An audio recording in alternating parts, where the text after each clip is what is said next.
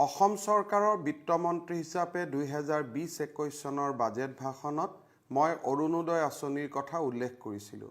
স্বাধীনতাৰ পৰৱৰ্তী কালত মোৰ দৃষ্টিত অৰুণোদয় হ'ব আটাইতকৈ বৃহৎ জনকল্যাণমূলক আঁচনি।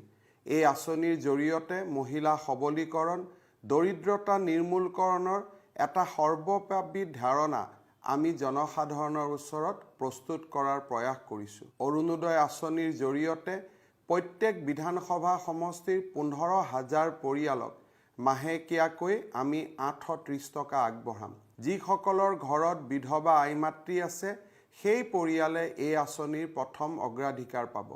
দ্বিতীয়তে, আমাৰ বহুতৰে ঘৰত দুৰ্ভাগ্যজনকভাৱে এনেকুৱা বাইদেউ ভণ্টি থাকে, যিয়ে পৰিয়ালৰ বাবে সৰ্বস্ব ত্যাগ কৰে, কিন্তু সময়ত নিজৰ বিয়াখনতো বহিব নোৱাৰে।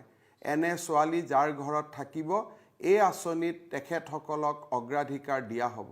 দিব্যাংগ ব্যক্তি যাৰ ঘৰত থাকিব, তেওঁলোকেও এই আঁচনিত অগ্ৰাধিকাৰ পাব।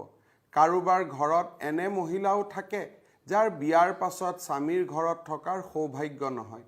বিভিন্ন কাৰণত পিতৃ মাতৃৰ ঘৰলৈ উভতি অহা এনে দুৰ্ভগীয়া মহিলা থকা পৰিয়ালেও এই আঁচনিত অগ্ৰাধিকাৰ পাব। যি পৰিয়ালে চৰকাৰৰ দৰমহা পায়, চৰকাৰৰ পেঞ্চন পায়, তেনে পৰিয়াল এই আঁচনিত অন্তৰ্ভুক্ত নহ'ব।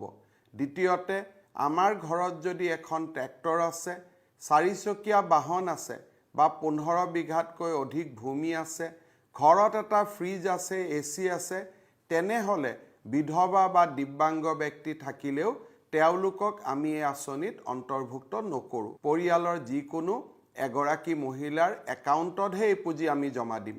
মই আপোনালোকৰ সহায় বিচাৰিছোঁ, আশীৰ্বাদ বিচাৰিছোঁ।